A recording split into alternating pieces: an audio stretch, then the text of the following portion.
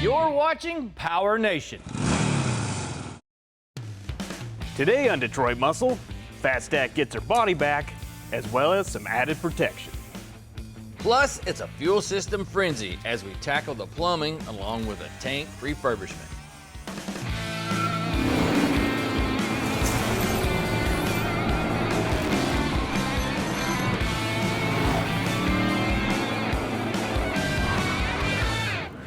Today we've got our 71 Caprice project that we've christened as Fat Stack back in the shop, and we're stoked about it. This candy green paint's looking pretty sharp, but now it's time to address a lingering issue that's lying below the surface. And luckily what we have up our sleeve is fast, easy to do, won't cost $1 million, but it'll sure look like it when it's done. Along with that, we're going to conquer our fuel system. We've got to push some petrol from out back toward the front to feed that 800 horsepower supercharged LS. And then finally, with these two things taken care of, we can drop that green body onto our chassis. We're in kind of a predicament with our old tank here. With that old big body, well, it's kind of an odd duck car, and they don't offer an OEM replacement tank for one of them. Our plan is to run an aftermarket in-tank style pump. And what it requires you to do is to cut a hole in your tank and mount it and then plumb it as accordingly. Now, before you go to punching holes or throwing sparks, you have to remember this thing carries an explosive fuel on the inside, and you don't want to hurt yourself or anyone else, so you need to make sure that you flush one of these things out before you even try to do any kind of modification. We're going to start off by knocking the locking ring off and then pulling out the sending unit. This will allow us to drain the tank properly to get everything out of the inside of it.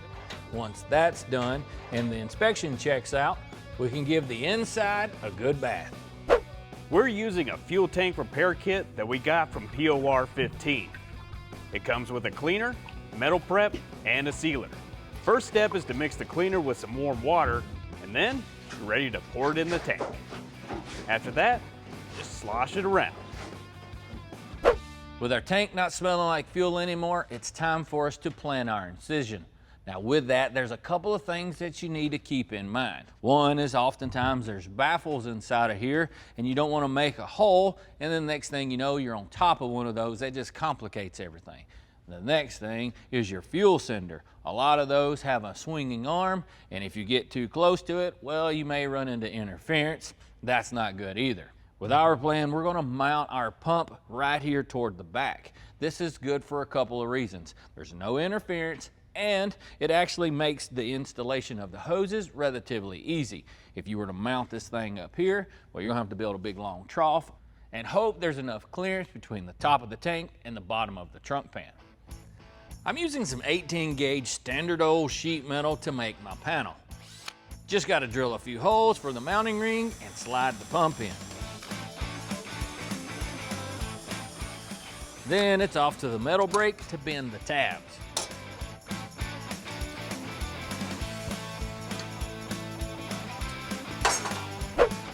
Now to mark off my little notch or recess here, I'm going to use this flat piece of metal, lay it on top of the tank, slide it across, measure from the bottom of that. That should give us our measurement.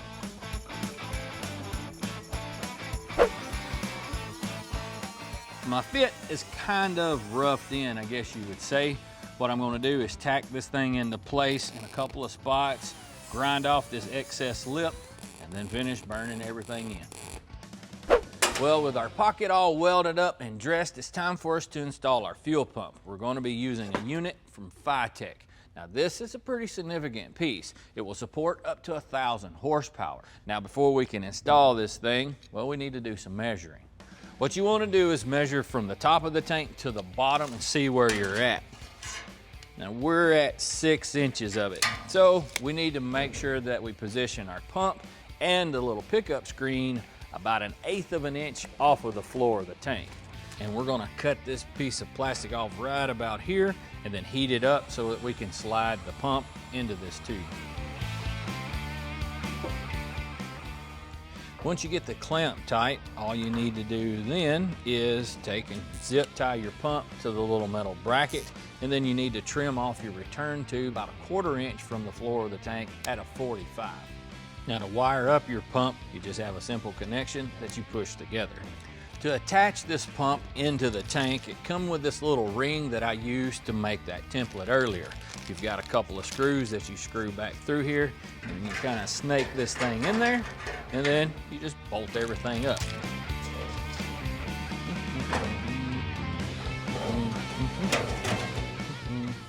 Little manhandling, nothing crazy though. That one?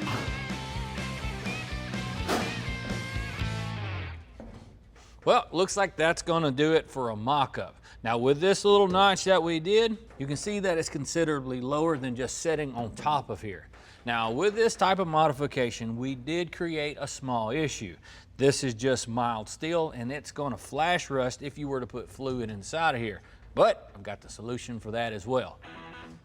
After cleaning this tank, we went ahead and used some of the metal prep to aid in the adhesion of the sealer.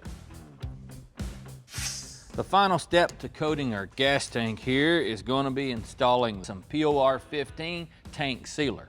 You just simply pour it in and then flip the tank around to make sure that you coat the inside of it. Now after you do that, this stuff needs to dry for 96 hours before you pour the fuel back into it. It's that simple. Now trying to get this stuff coated all over every square inch. If you notice, I'm moving the tank around in multiple directions, giving it time for it to kind of run across everything. We'll do it for a while this way and then flip the tank over. Works really well when you're in a situation like we are, when you have a fuel tank that no one offers. It gives you an opportunity to repair it. I got the tank standing up on its end. That's going to allow everything to settle to one side. We'll remove the excess. Once that dries like it's supposed to, well, we'll be good to go. Up next, we get plumb crazy and fit in Fat Stack's fuel system.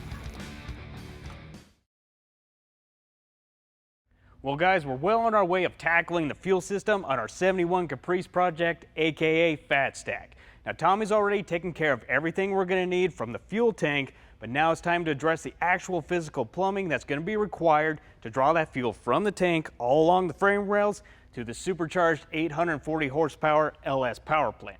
Now from the factory, this old big body had these pre-bent steel lines that ran along the inside of these frame rails from a low pressure sending unit up to a small block Chevy. And unfortunately for this application, that's just not going to work.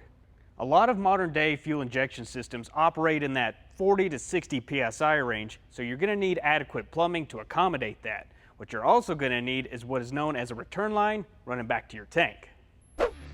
When planning out your fuel system, there's common parts that you will be using. First is the fuel tank, which is the reservoir for liquid dinosaur juice. Then there's your pump, your filter, your lines, a regulator, and finally, your injection unit. This setup is basic. The pump draws fuel out of the tank and pushes the fluid toward the engine. With an inline unit, you want to install the pump within 3 feet of the tank and mount it as close as possible to the bottom. Usually, pumps are pushers, not pullers. If you mount it too high, sometimes the pumps can struggle to draw the fuel out of the tank. Fuel filters do just what their name suggests. Filter the fuel as it passes through them. The next connection is determined by the injection system you're planning to run. If your unit doesn't have a pressure regulator built in, you will have to install one. Failure to do this can damage components, causing tuning issues and poor performance. Oftentimes, regulators have multiple ins, outs, and a return. This return is what bleeds off the excess pressure supplied by the pump and returns it back to the tank. Our plan of attack is to keep the fuel system on old Fat Stack clean, simple, and serviceable. So we called up the guys at FiTech and they sent us over this black stainless steel fuel line kit that is specifically designed for high performance applications. First thing we're going to do is mock up our fuel lines along the frame rails, and then we'll move on to pressing on some fittings. Now, our new lines are basically going to run along the same route as the factory ones on the inside of these frame rails, but we do have to do some modifying to these frame holes to accommodate the larger size of hoses.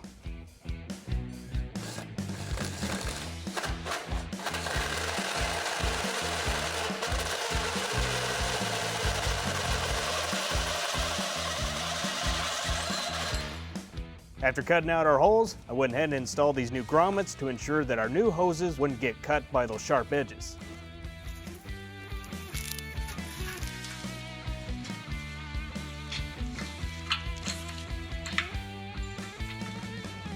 With our supply line roughed into place, now's a good opportunity to see where we want to plumb in our inline filter. And this is kind of where the serviceable side of things comes into play. You want to put this in a spot that's easy to get to, therefore easy to swap out if you ever need to. Looks like right about here, do just fine.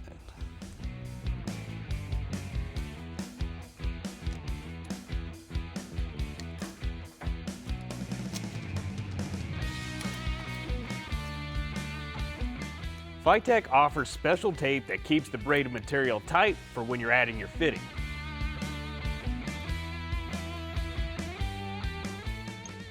I like to apply a small amount of assembly oil on the threads of these fittings, and a little bit goes a long way. When tightening this up, you want to make sure the nipple seats properly into the socket. Also, remember these things are directional. Often, they'll have an arrow to indicate flow and show you which direction it needs to be mounted. Now, when it comes to physically mounting your lines to the frame, you want to use a style of clamp that's not going to latch in and squeeze them, because that's going to restrict your flow. You want something that's going to allow enough play for suspension travel, but also hold everything in place.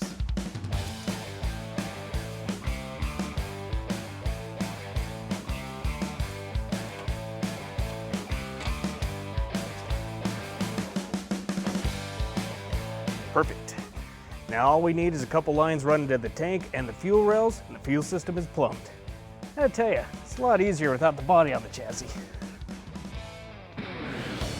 Coming up, we look back at another big bone bow tie.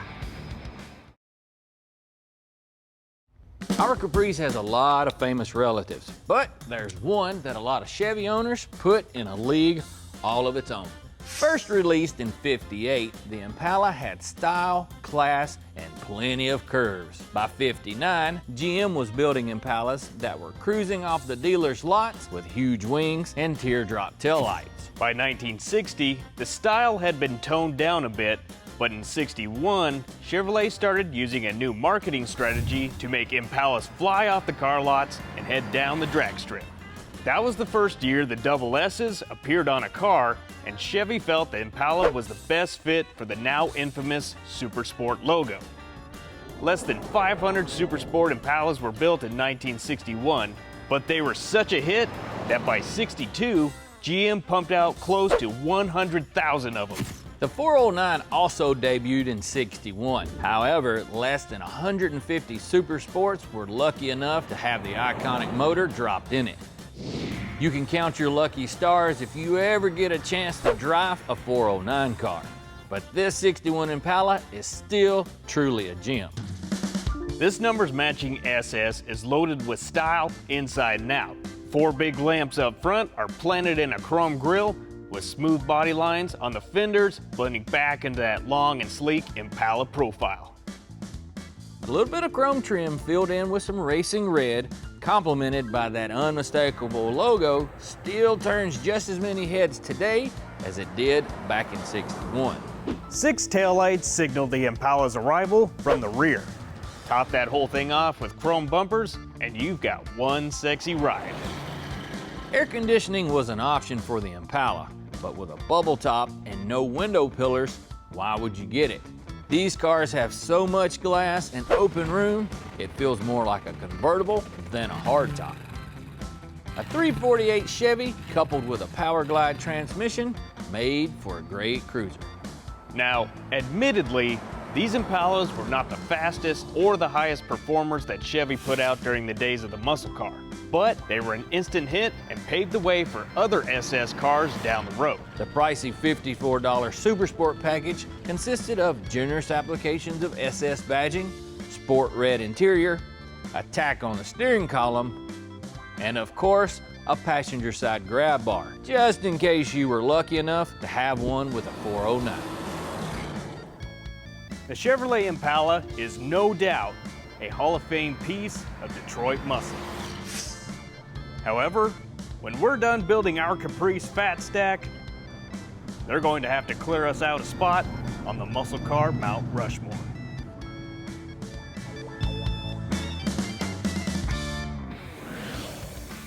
Up next, we revitalize the undercarriage before marriage.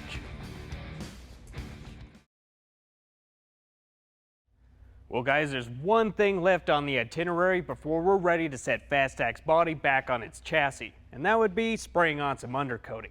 And when it comes to that stuff, man, there's all different kinds out there. What we plan on using is a professional grade truck bed liner for multiple reasons. 1, it's tough. 2, it deflects a lot of road debris and moisture. And 3, looks pretty good when you're done. But there is some extra prep work involved, and step 1 is to scuff the undercarriage, and that is going to give the coating a good surface to latch onto. So I'm going to get to work scrubbing off some ugly. I'm just using a regular red scuff pad to scrub this down and give the bed liner some tooth.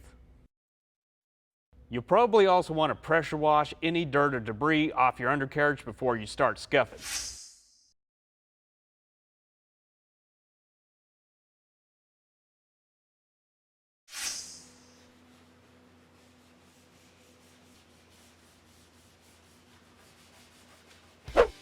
This isn't your run-of-the-mill overspray. We've put hundreds of hours into this paint job, and with that said, we're taking special care when masking up old Fat Stack.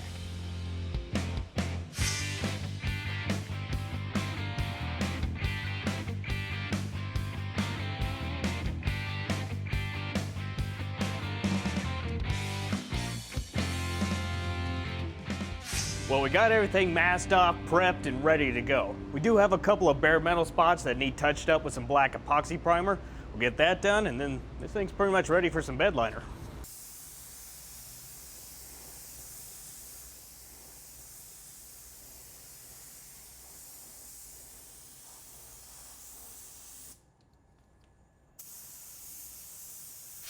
Now with our epoxy flashed off, let's take a minute to talk about the product that we're working with.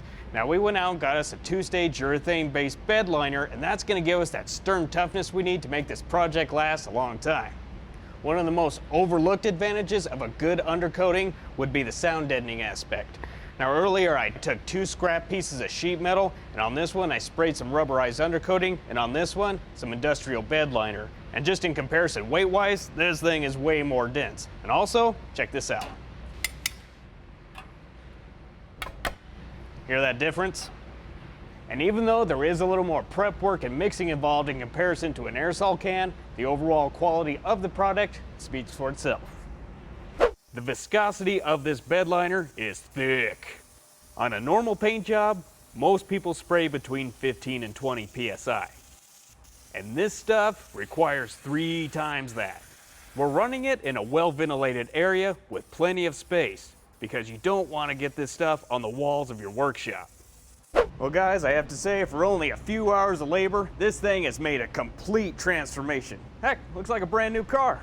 Not only does it have the finish we were looking for, it's also going to add on decades of protection, sound deadening, and even a little bit of insulation. Now comes the fun part. It's finally time to marry this thing back to the chassis.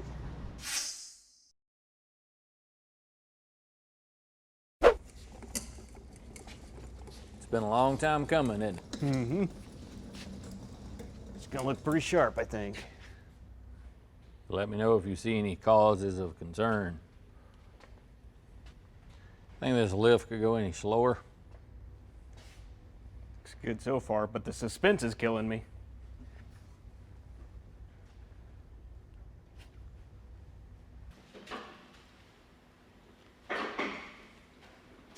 Be sure to take your time when marrying the body back to the chassis.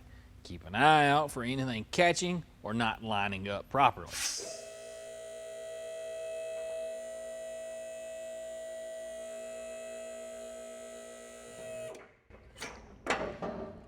Got those bolts?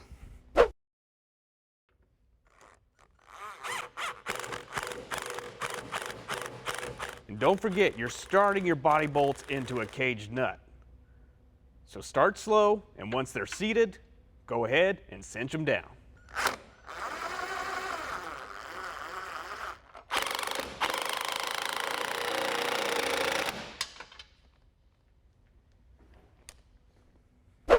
We knew this aged out green relic had a solid foundation for one heck of a build. The floor and trunk pans looking this nice after a simple respray is really saying something. And green isn't for everybody. If you can make a green car stand out, to me, you've accomplished a rare feat. We've been chomping at the bit to see our 71 Caprice back together just to check out the stance. And I do believe we've nailed it.